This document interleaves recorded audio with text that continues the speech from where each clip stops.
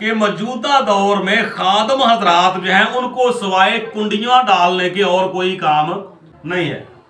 वो किसी ना किसी तरह से कुंडियां डालने के चक्कर में रहते हैं कि कहीं ना कहीं से डॉलर आए, कोई ना कोई ऐसी एनजीओ मिले, कोई ऐसा स्पॉन्सर मिले, कोई ऐसा डोनर मिले।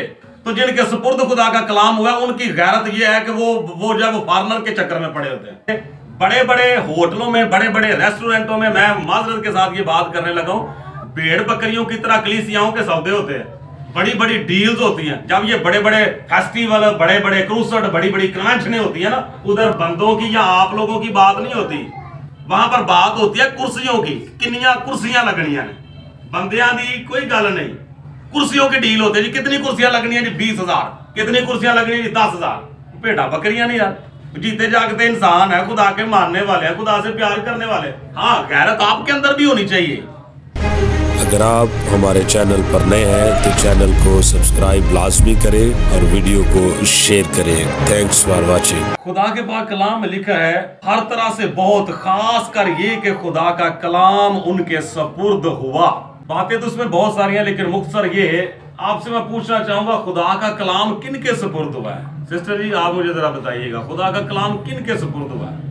क्या आप सब लोग जो बैठे हैं आपके सपुर्द खुदा का कलाम है? जब कोई सेमिनरी करता है, हम भी जब सेमिनरी में थे, उसके बाद जब ग्रेजुएशन हुई, जब बैच को ग्रेजुएट किया जाता है तो बाइबल मुकद्दस उनके सपुर्द की जाती है और कहा जाता है कि खुदा यीशु मसीह ने फरमाया कि जाओ और जाकर सारी खलक के सामने अंजील की मुनादी करो। तो इसका मतलब है कि जो खिदमत में आ जाता है खुदा का कलाम उसके सपुर्द किया जाता है। तो जब खुदा का कलाम सुपुर्द कर दिया जाता है तो सबसे पहली जिम्मेदारी जो है वो उस बंदे की क्या होती है?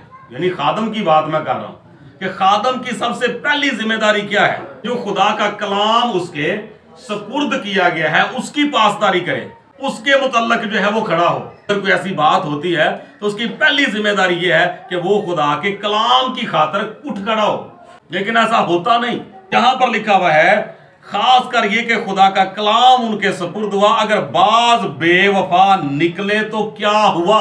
कोई भी पढ़ा लिखा बंदा जो है वो बाइबल मुकद्दस में से कोई आयत पढ़ के तो चंद बातें उसमें से सुना ही सकता, लेकिन मकसद तो ये है कि क्या उसके सपुर्द खुदा का कलाम हुआ? चूंकि उसके सपुर्द नहीं हुआ इसलिए वो जिम्मेदारी भी नहीं लेगा। लेकिन जिसके सपुर्द हो जाता है उसकी जिम्मेदारी बनती है कि वो इसके मुतल्लक खड़ा हो। सोच रहे होंगे कि पाजी साहब क्या कहना चाह रहे हैं, अभी मैं वाजे करता हूं कि क्या कहना चाह रहा हूं। खुदा के पाक कलाम में लिखा हुआ है कि वो गैरत तो रखते हैं लेकिन समझ के साथ नहीं।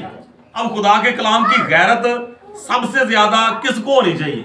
जिनके सपुर्द हुआ है, जिनके सपुर्द खुदा का कलाम हुआ, सबसे ज्यादा गैरत तो उनको होनी चाहिए ना खुदा के कलाम की। लेकिन मौजूदा दौर में अफसोस के साथ मुझे ये कहना पड़ता है कि मौजूदा दौर में खादम हजरात जो हैं उनको सिवाय कुंडियां डालने के और कोई काम नहीं है। वो किसी ना किसी तरह से कुंडियां डालने के चक्कर में रहते हैं कि कहीं ना कहीं से डॉलर आए, कोई ना कोई ऐसी एनजीओ मिले, कोई ऐसा स्पॉन्सर मिले, कोई ऐसा डोनर मिले। कोई कर क्या रहे हैं? एक बंदा खुदा के कलाम के खिलाफ बोलता जा रहा है, उस जाते इलाही के खिलाफ बोलता जा रहा है। तो जिनके सुपुर्द खुदा का कलाम हुआ उनकी गैरत यह है कि वो जब फॉरनर के चक्कर में पड़े होते हैं, को फॉरनर लभे सानू तो साडी जेड़ी ना को दाल गलदी रहे तो निजाम चलता रहे। कान बंद किए हुए हैं, क्यों नहीं बोल रहे? मैं वाजे करने लगा कि ये जो बातें मैंने की हैं उनके पीछे क्या मकसद है। एक शख्स है सोशल मीडिया पे, उसने धूम मचाई हुई है जो कि खुदा के पाक कलाम के बारे में बोलता है कि खुदा का कलाम जो है वो ये दावा करता है कि ये जो आपकी बाइबल मुकद्दस है ये नबियों को गुनाहगार साबित करती है।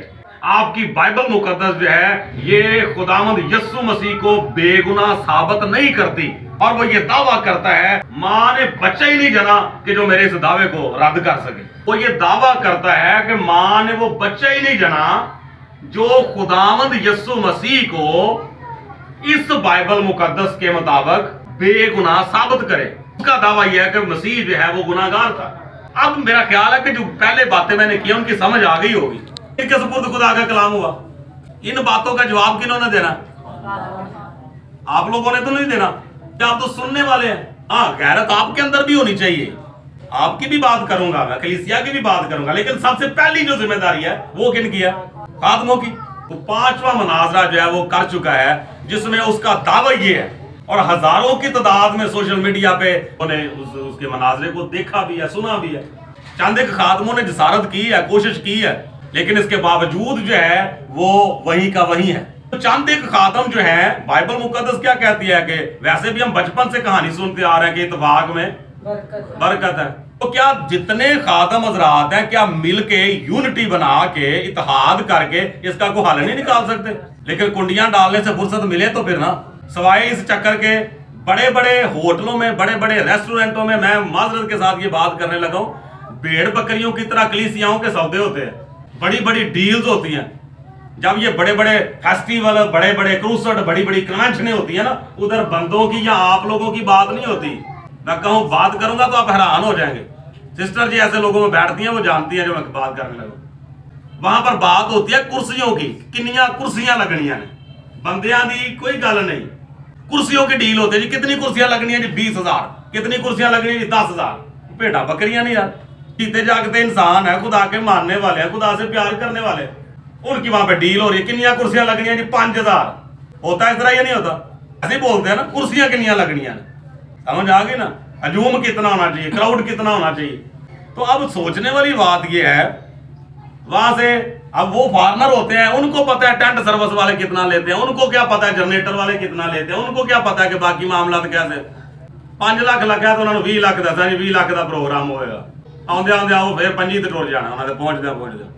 ठीक है, जो भी कर रहे हैं मुझे उससे कोई लेना देना नहीं। मैं बात ये कर रहा हूं कि जो पहली जिम्मेदारी है वो क्या है। अब यहां पर क्या लिखा हुआ है, हर तरह से बहुत खास कर ये कि खुदा का कलाम उनके सपुर्द हुआ, अगर बाज बेवफा निकले तो क्या ये बेवफाई नहीं है? अब हजारों की तादाद में व्यूज है, वो जो मनाजरे है ना, वीडियो चल रही है सोशल मीडिया पे, हजारों की तादाद में व्यूज है। तो क्या उनमें खादमों ने नहीं सुना, पास्टर्स ने नहीं सुना, बड़े बड़े डॉक्टर उलमा कराम जो हमारे, उन्होंने नहीं सुना? क्यों सारे मुतफिक होकर इसका कोई बंदोबस्त नहीं कर रहे?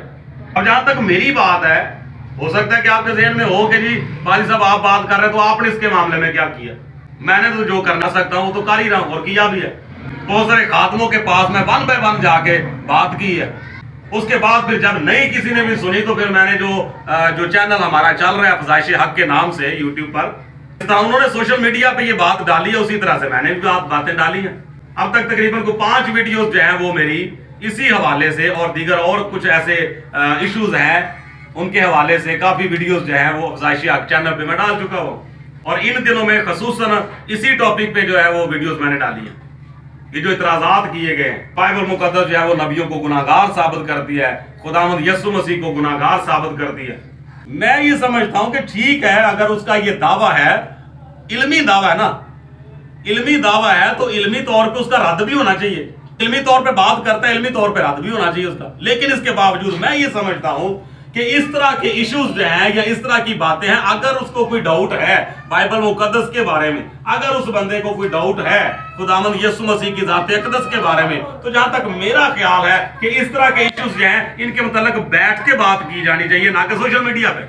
इतने खादम हजरात हैं, उनको मैं यही पैगाम देना चाहता हूं कि क्या मिलजुल के इत्तेहाद करके क्या उनसे ये गुजारिश नहीं की जा सकती कि भाई इस तरह के इश्यूज जो हैं इनको आप सोशल मीडिया पे वायरल ना करें। तो इसका बेहतरीन हाल ये नहीं है कि ठीक है, अगर इल्मी तौर पे आप इसके बारे में समझते हैं कि मामला खराब है तो इल्मी तौर पे उसका रद्द भी होगा, लेकिन किसी जगह पे बैठ के बजाय इसे कि इसको सोशल मीडिया पे वायरल किया जाए। क्या इतना खादम हजरात नहीं कर सकते? एक तरफ जिसकी हम पैरवी कर रहे हैं उसके बारे में कोई गलत बयानी कर रहा है, तो हमारी बंदगियां कहां पे गई? जरूरत इस बात की नहीं कि पहले हम लोग इस बात का कोई हल कर ले। जरूरत इस बात की है कि पहले इस बात का हल करें ना, कि बजाय इतने तालियां मारते रहिए सारे रल मिल गए, तो इस बात का हल ही ना निकले।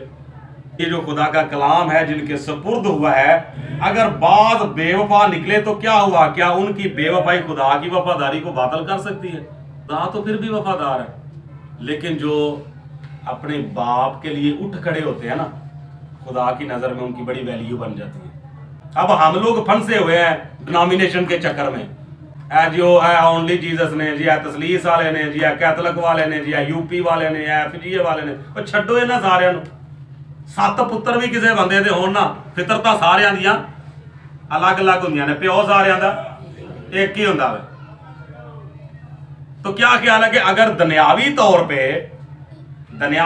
पे देखा जाए, बाप के साथ, हमारे वालिद के साथ बाहर अगर कोई ऐसा करता है और उसके गिरेबान को पकड़ता है, क्या वहां पर जो 7 भाई हैं वो क्या करेंगे?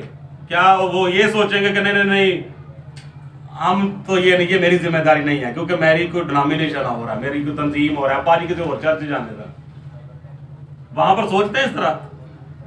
दुनियावी तौर पे तो नहीं सोचते, लेकिन रूहानी तौर पे इस तरह के मामला बने हुए हैं। लो जी ये है, तो वो बाप के बारे में बात कर रहा है, बाप के बारे में इस तरह की बेहुरमती कर रहा है। वहां पर मिशनें पीछे रह जाती हैं कि फिर भी हमें ये जो प्लस माइनस करना चाहिए मिशनों के बारे में, मेरा ख्याल है कि नहीं होना चाहिए।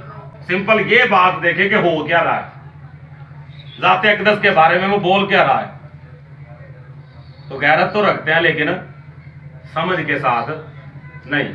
तो सर ये है, आज मैंने आपको मैसेज नहीं दिया, आपके साथ गुफ्तगू की है, छोटा सा पैगाम आप तक पहुंचाया कि अब जितने भी खादम आपको मिलते हैं या आपके पास आते हैं या आप उनके साथ मिलते हैं, उनसे ये बात करें कि वाली साहब ये जो मामला चल रहा है, आप हमें खुदा यीशु मसीह के बारे में बता रहे हैं, ठीक है हमारा तो, हम तो आम लोग हैं ना, आप खादम हैं, हम आम लोग हैं, हम तो चले ईमान रखते हैं, लेकिन इसके बावजूद ये जो मामला चल रहा है इसका तो हल आपने निकालना ना, इसके बारे में कुछ सोचे ना, बताएं हमें क्या करना चाहिए। तो ये आप लोगों ने मिलके, अब मेरा तो तरीकाकार जो है मैं तो आपको बता रहा हूँ कि जहाँ तक मेरे से हो रहा है मैं तो कर रहा हूँ, और मजीद आगे भी बहुत कुछ मेरी प्लानिंग है जो खुदा ने चाहा तो मैं करूँगा। तो फिर क्या करना चाहिए? वफादारी तो यही है ना कि हम बाप के लिए खड़े हो जाए।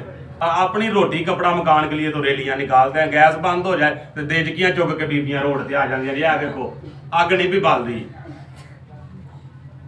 तो ये जो हमारे ईमान को आग लगाई जा रही है, इसके लिए नहीं देजकियां उठाई जाती है, इसके लिए नहीं बाहर निकला जा सकता, इसके लिए नहीं कोई कहा जा सकता कि भी ये क्या हो रहा है, बंद करवाया जाए इस तरह के मामला। ठीक है, वो हमारे ईमान के, वो उनका ईमान फर्क है, हमारा ईमान फर्क है, तो ठीक है वो अपने घर खुश, हम अपने घर खुश, ठीक है उनकी समझ में नहीं आती बात तो ठीक है, लेकिन इस तरह की बातें क्यों कर रहे हैं?